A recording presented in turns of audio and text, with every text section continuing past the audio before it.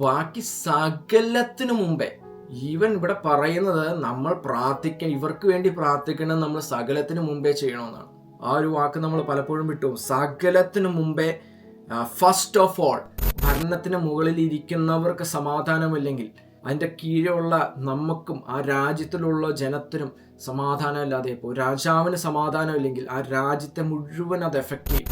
നമ്മൾ നിസ്സാരമായി പറഞ്ഞു വിടുന്ന വാക്കുകളുണ്ട് പൊളിറ്റീഷ്യൻസിനെ കുറിച്ച്, പ്രത്യേകിച്ച് പൊളിറ്റീഷ്യൻസിനെ കുറിച്ച്. പറയുന്ന ഒരു വാക്കാണ് കള്ളനാണ്, അവർ വഞ്ചകരാണ്, അവർ അഴിമതിക്കാരാണ്.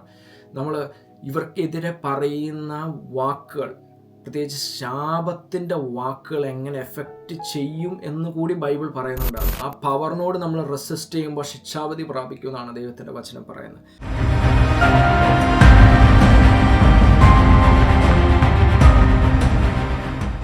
Blessings everyone. ലവ് വേർഡ് എന്ന ഈ പ്രോഗ്രാമിലേക്ക് നിങ്ങളെല്ലാവരും സ്വാഗതം ചെയ്യുന്നു.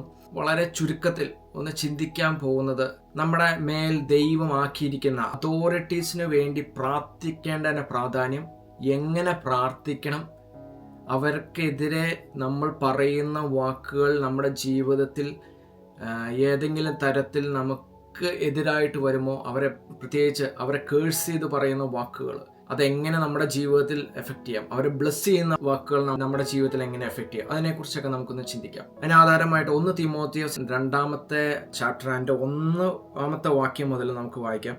എന്നാൽ സകല മനുഷ്യർക്കും നാം സർവഭക്തിയോടും ഘനത്തോടും കൂടെ സാവധാനതയും സ്വസ്ഥതയുമുള്ള ജീവിതം കഴിക്കേണ്ടതിന് വിശേഷാൽ രാജാക്കന്മാർക്കും, നിങ്ങൾ ശ്രദ്ധിക്കണം, ഓരോ വാക്കും ഇതിൽ ഓരോ ശ്രദ്ധിക്കണം, വിശേഷാൽ രാജാക്കന്മാർക്കും സകല അധികാരസ്ഥന്മാർക്കും വേണ്ടി യാചനയും പ്രാർത്ഥനയും പക്ഷപാതവും സ്തോത്രവും ചെയ്യണമെന്ന് ഞാൻ സകലത്തിനു മുമ്പേ പ്രബോധിപ്പിക്കുന്നു.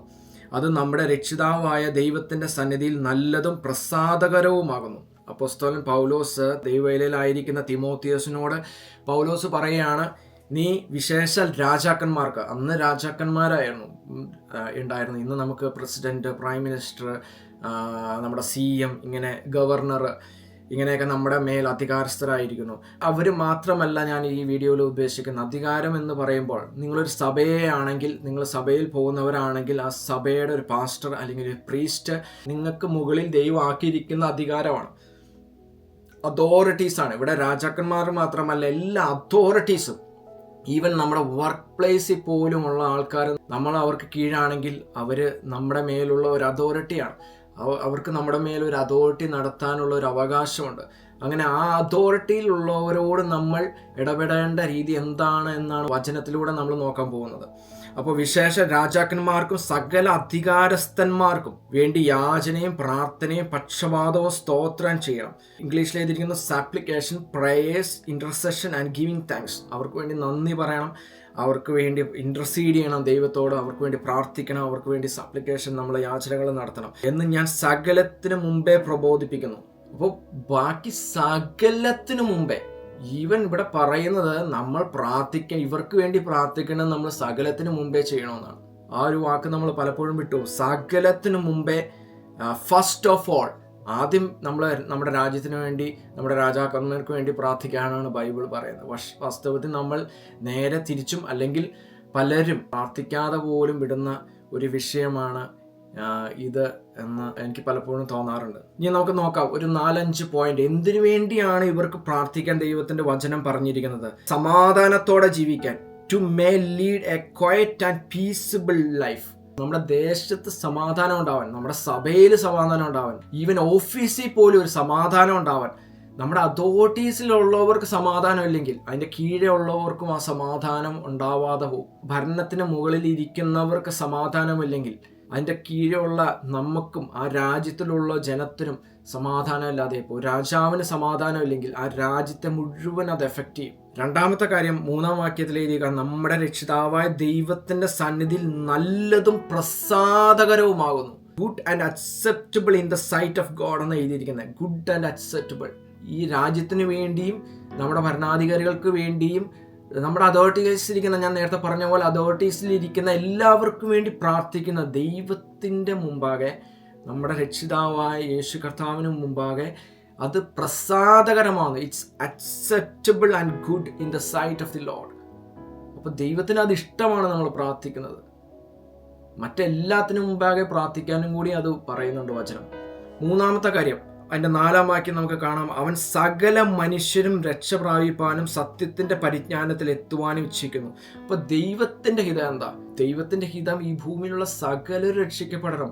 തൻ്റെ പുത്രനായ യേശുവിൽ വിശ്വസിച്ച് രക്ഷിക്കപ്പെടാൻ വേണ്ടിയാണ് തൻ്റെ പുത്രനെ നൽകിയത് എന്ന് ദൈവത്തിൻ്റെ വചനം പറയുന്നെങ്കിൽ നമ്മൾ നിസ്സാരമായി പറഞ്ഞു വിടുന്ന വാക്കുകളുണ്ട് പൊളിറ്റീഷ്യൻസിനെ കുറിച്ച്, പ്രത്യേകിച്ച് പൊളിറ്റീഷ്യൻസിനെ കുറിച്ച്. ആ പറയുന്ന ഒരു വാക്കാണ് കള്ളനാണ്, അവർ കള്ളനാണ്, അവർ വഞ്ചകരാണ്, അവർ അഴിമതിക്കാരാണ്.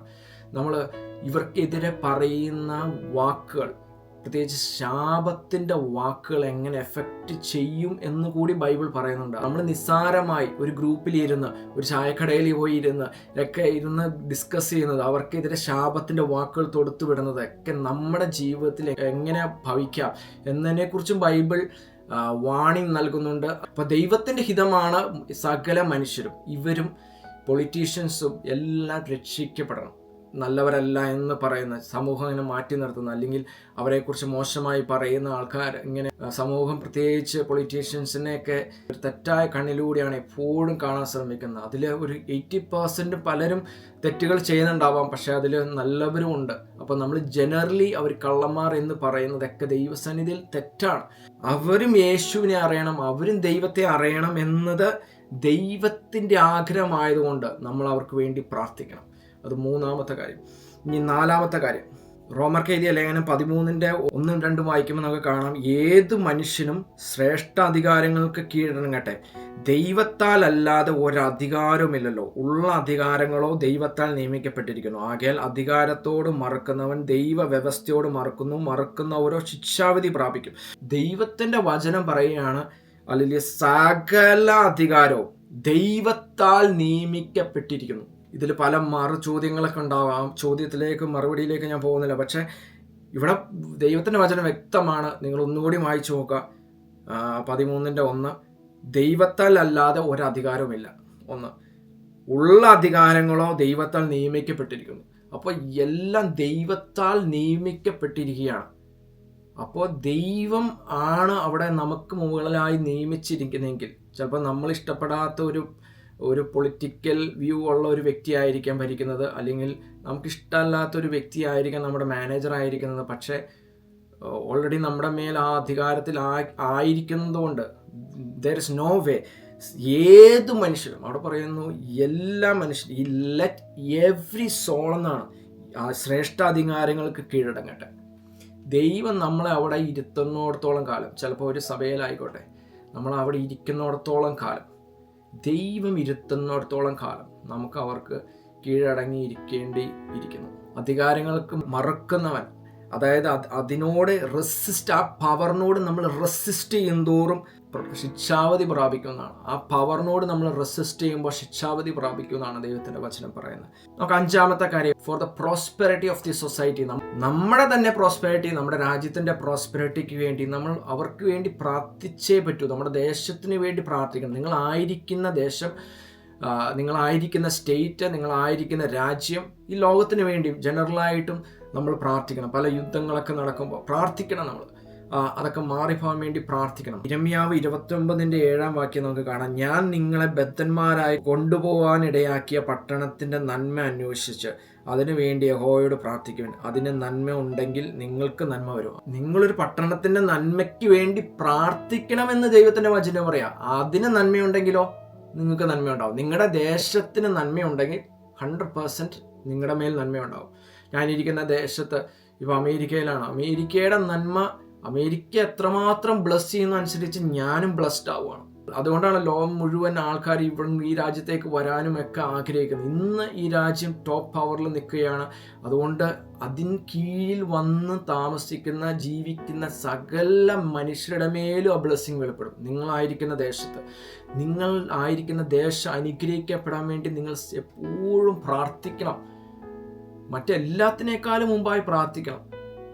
വാസ്തവത്തിൽ ഞാൻ ഉൾപ്പെടെ ആരും തന്നെ, എനിക്ക് തോന്നുന്നു ആരും തന്നെ ചെയ്യാത്തൊരു കാര്യമാണ് മറ്റെല്ലാത്തിനേക്കാൾ മുമ്പായി നമ്മുടെ ദേശത്തിന് വേണ്ടി പ്രാർത്ഥിക്കാൻ, ഭരണാധികാരികൾക്ക് വേണ്ടി പ്രാർത്ഥിക്കാം. പക്ഷെ വചനം പറയുന്നു, 1 തീമോഥെയോസ് 2:1-2-3 വചനങ്ങൾ വായിക്കുമ്പോൾ നമുക്ക് കാണാം, എല്ലാത്തിനും മുമ്പാകെ പ്രാർത്ഥിക്കണമെന്നാണ്. ഇനി നമുക്ക് നോക്കാം എങ്ങനെയാണ് അവർക്ക് വേണ്ടി പ്രാർത്ഥിക്കുന്നത്. How to pray for them and what to pray for dum.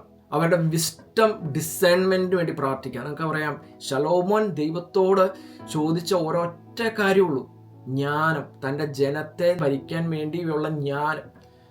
അല്ലെങ്കിൽ ദൈവത്തിന് അത് ഭയങ്കര ഇഷ്ടമായി, പ്രസാദകരമായെന്നാണ് നമുക്ക് കാണാൻ കഴിയുന്നത്. നമ്മളൊരു വീട് നോക്കുന്ന നമുക്കറിയാം എത്രമാത്രം ബുദ്ധിമുട്ടുണ്ട് പല കാര്യങ്ങളും ചെയ്യാൻ.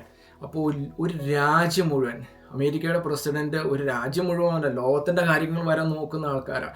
മറ്റുള്ള രാജ്യത്ത് നടക്കുന്ന സംഭവങ്ങളിൽ പോലും അവരിടപെടണം. ഇന്ത്യയുടെ പ്രൈം മിനിസ്റ്റർ, പ്രസിഡന്റ്, കേരളത്തിൻ്റെ CM, ഇവരൊക്കെ എത്രയോ കാര്യങ്ങൾ ഓരോ ദിവസവും തലയിലൂടെ പോകണം.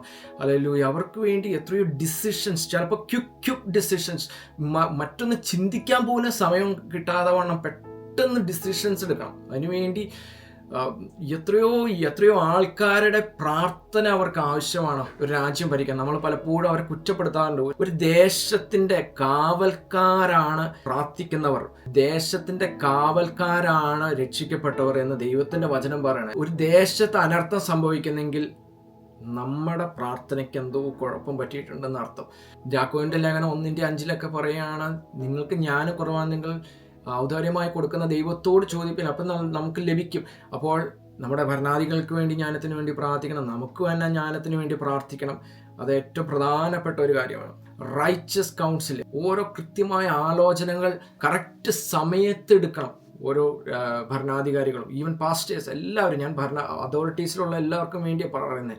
ഇപ്പോൾ ഫറവോന് യോസേപ്പ് ഉണ്ടായിരുന്നു, നെബൂഖദ്നേസറിന്റെ കൂടെ ദാനിയേൽ, അതിൽ ഇവർക്കൊക്കെ ഭയങ്കരമായ വിസ്റ്റം ദൈവം പകർന്നിരുന്നു. അങ്ങനത്തെ വിസ്റ്റമുള്ളവർ നമ്മുടെ പ്രസിഡന്റിന് വേണ്ടി പ്രാർത്ഥിക്കുമോ, പ്രൈം മിനിസ്റ്ററിന് വേണ്ടി പ്രാർത്ഥിക്കുമോ, CMന് വേണ്ടി പ്രാർത്ഥിക്കുമോ, നമ്മുടെ ഈവൻ പാസ്റ്റേഴ്സിന് വേണ്ടി പ്രാർത്ഥിക്കുമ്പോൾ പോലും അവരുടെ ചുറ്റും വിസ്റ്റം ഉള്ളവർ ഉണ്ടാവാൻ വേണ്ടി. അവർക്ക് മാത്രം എല്ലാം ചെയ്യാൻ കഴിയില്ല.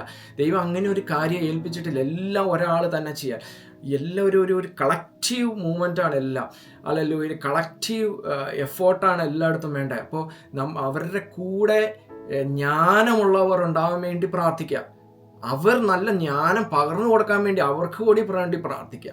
മൂന്നാമത്തെ കാര്യം, അവരുടെ ഒരു ഹ്യൂമിലിറ്റിയോടുകൂടി, ഇൻറ്റഗ്രിറ്റിയോടുകൂടി ഭരണം നടത്തണം. അഴിമതിയില്ലാത്തൊരു ഭരണത്തിന് വേണ്ടി നിങ്ങൾ പ്രാർത്ഥിക്കുക. നമ്മൾ കുറ്റം പറഞ്ഞുകൊണ്ടിരുന്നാൽ ഒരു ചേഞ്ച് നമ്മുടെ ജീവിതത്തിൽ ഉണ്ടാവില്ല. നമ്മൾ റോട്ടിലോട്ട് ഇറങ്ങി, യുവന്മാർ കള്ളന്മാരാണ്, നമ്മൾ റോട്ടിലോട്ട് ഇറങ്ങി പറയും ഈ കുഴി കാണുമ്പോൾ, അല്ലെങ്കിൽ ഈ ദേശം നന്നാവത്തില്ല. നമ്മൾ പ്രൊനൗൺസ് ചെയ്യുന്ന വാക്കുകൾ നമ്മുടെ ദേശത്ത് വീണ്ടും അങ്ങനെ സംഭവിക്കുക. അങ്ങനത്തെ അവസ്ഥകൾ ഉണ്ടാവാൻ വേണ്ടി നമ്മൾ തന്നെ വിത്തുകൾ വിതയ്ക്കുക. ഇനി മോശമായത് കണ്ടാലും ദൈവമക്കൾ ചെയ്യുക, ആ ദേശത്തിന് വേണ്ടി പ്രാർത്ഥിക്കുക. ഒരാൾ പ്രാർത്ഥിച്ചാൽ പോലും മാറ്റങ്ങളുണ്ടാവും. ഒരാൾ പ്രാർത്ഥിച്ചിട്ട് ഹല്ലേലൂയ മാറ്റങ്ങൾ വന്ന, അനേക വർഷങ്ങളായിട്ട് റോഡ് ടാർ ചെയ്യാതെ കിടന്ന റോഡുകൾ ടാർ ചെയ്യപ്പെട്ടത് ആ ഒരാഴ്ചയിൽ തന്നെ അതിൻ്റെ മൂവ്മെൻറ്റ്സ് എല്ലാം നടന്നൊക്കെ ഞാൻ കേൾക്കാൻ ഇടയായിട്ടുണ്ട്. അല്ലെങ്കിൽ ഞങ്ങളുടെ ദേശത്ത് പോലും അങ്ങനെയൊക്കെ ഉണ്ടാവുന്നത് ഞാൻ കണ്ടിട്ടുണ്ട്. നമ്മളുടെ പ്രാർത്ഥനയ്ക്ക് വിലയുണ്ട്. ഒരാൾ പ്രാർത്ഥിച്ചാൽ പോലും അതിന് വിലയുണ്ട്. നിങ്ങളുടെ ദേശം, നിങ്ങളുടെ റോഡുകൾ, ഇൻഫ്രാസ്ട്രക്ചറൊക്കെ മോശമായി കിടക്കുന്നത് കാണുമ്പോൾ അതിനെ അനുഗ്രഹിച്ച് പ്രാർത്ഥിക്കുക. അങ്ങനത്തെ നല്ല ഭരണാധികാരികളും വേണ്ടി, ഓണസ്റ്റായിട്ടുള്ള അഴിമതിയില്ലാത്ത ഭരണങ്ങൾ വരാൻ വേണ്ടി പ്രാർത്ഥിക്കുക. മറ്റൊന്ന്, അവരുടെ പ്രൊട്ടക്ഷന് വേണ്ടി പ്രാർത്ഥിക്കുക. അവരെ എത്രയോ സ്പിരിച്വൽ ഫിസിക്കൽ അറ്റാക്കിലൂടെ കടന്നു പോകുന്നത്. ഇപ്പോൾ ഇന്ത്യയുടെ പ്രൈം മിനിസ്റ്റർ ആയിക്കോട്ടെ, അമേരിക്കയുടെ പ്രസിഡന്റ് ആയിക്കോട്ടെ, അവരെയൊക്കെ വകവരുത്താൻ തന്നെ നടക്കുന്ന എത്രയോ ഗ്രൂപ്പ് ആൾക്കാരുണ്ട്. നമ്മുടെ അവിടെ ഫിസിക്കൽ പ്രൊട്ടക്ഷന് വേണ്ടി പ്രാർത്ഥിക്കുക. അതുപോലെ തന്നെ സ്പിരിച്വൽ, അവരുടെ മൈൻഡ് പ്രൊട്ടക്റ്റഡ് ആയിട്ടിരിക്കുവാൻ, അല്ലെങ്കിൽ കറക്റ്റ് ഡിസിഷൻ എടുക്കണമെങ്കിൽ നമ്മുടെ മൈൻഡും അതുപോലെ തന്നെ പ്രൊട്ടക്റ്റഡ് ആയിട്ടിരിക്കണം. പൗലോസ് പറയുന്ന അകത്തെ മനുഷ്യൻ ബലപ്പെടാൻ വേണ്ടി പ്രാർത്ഥിക്കുക. ഹല്ലേലൂയ, സ്തോത്രം. നമ്മുടെ ദേശത്തിന് വേണ്ടി പ്രാർത്ഥിക്കുക. ദേശത്തിൻ്റെ പ്രൊട്ടക്ഷൻ, നമ്മുടെ ദേശത്തിൻ്റെ കാവൽക്കാരാണെന്ന് ദൈവത്തിൻ്റെ വചനം പറയുന്നത്. നമ്മുടെ ദേശത്തിൻ്റെ കാവൽ ചെയ്ത് യേശുവിൻ്റെ രക്തം പ്ലീഡ് ചെയ്ത് ആ ദേശത്തിൻ്റെ ഞാൻ പല സ്ഥലങ്ങളിൽ പല ടെസ്റ്റിമണീസും കേട്ടിട്ടുണ്ട്. ഒരു സഭ ആ ദേശത്ത് ഇറങ്ങി ഹല്ലേലൂയ പ്രയർ ജേർണി നടത്തിയപ്പോൾ അവിടുത്തെ ക്രൈം റേറ്റുകൾ വളരെ കുറഞ്ഞതായിട്ട്, ഈവൻ അമേരിക്കയെ പോലും. ഹല്ലേലൂയ, ഞങ്ങൾക്ക് ഇവിടെ അടുത്തുള്ള സിറ്റിയിൽ ഒരു സഭ വന്ന് പ്രാർത്ഥിച്ച് അവിടുത്തെ ക്രൈം റേറ്റുകൾ കുറഞ്ഞ റിപ്പോർട്ടുകൾ അതിലൊക്കെ വരാനിടയായിട്ടുണ്ട്. അതുപോലെ നിങ്ങളുടെ സഭയായിട്ട് കൂടി പ്രാർത്ഥിക്കുക, സഭയായിട്ട് പോയി പ്രാർത്ഥിക്കുക, നിങ്ങൾ 2 പേരായിട്ട് പ്രാർത്ഥിക്കുക. നിങ്ങൾ ഒറ്റയ്ക്ക് പ്രാർത്ഥിച്ചാൽ പോലും അതിന് മാറ്റങ്ങൾ ചലിപ്പിക്കാൻ കഴിയുമെന്ന് ഞാൻ വിശ്വസിക്കുന്നു. ഈ വചനം നിങ്ങൾ അനുഗ്രഹിക്കട്ടെ. അടുത്ത വീഡിയോയിൽ ഞാൻ പങ്കുവയ്ക്കാൻ ആഗ്രഹിക്കുന്ന നമ്മുടെ ഈ അതോറിറ്റീസിന് എതിരായിട്ടുള്ള വാക്കുകൾ, ഇതൊക്കെ നമ്മുടെ ജീവിതത്തിൽ അവരെ ബ്ലസ് ചെയ്യുന്നതിൻ്റെ പ്രാധാന്യം, ബ്ലസ് ചെയ്താൽ നമുക്ക് എന്ത് ഭവിക്കും, ബ്ലസ് ചെയ്തില്ലെങ്കിൽ അവർക്കെതിരെ കേഴ്സ്ഡ് വാക്കുകൾ പറഞ്ഞാൽ എന്തൊക്കെ സംഭവിക്കും, അതിനെക്കുറിച്ച് പറയാൻ ആഗ്രഹിക്കുന്നു. Stay tune. God bless you. നിങ്ങൾ സബ്സ്ക്രൈബ് ചെയ്തില്ലെങ്കിൽ സബ്സ്ക്രൈബ് ചെയ്യണം. ഇത് അനേകർക്ക് ഷെയർ ചെയ്ത് തുടങ്ങണം. ഇതൊക്കെ നമ്മുടെ ദേശത്തിന് പോലും, നമ്മുടെ ദേശത്തിനൊക്കെ മാറ്റങ്ങൾ വരുത്തുന്ന ഒരു വചനമാണ്. ദൈവവചനത്തിൽ അനുഗ്രഹിക്കട്ടെ. Bless you all. Thank you.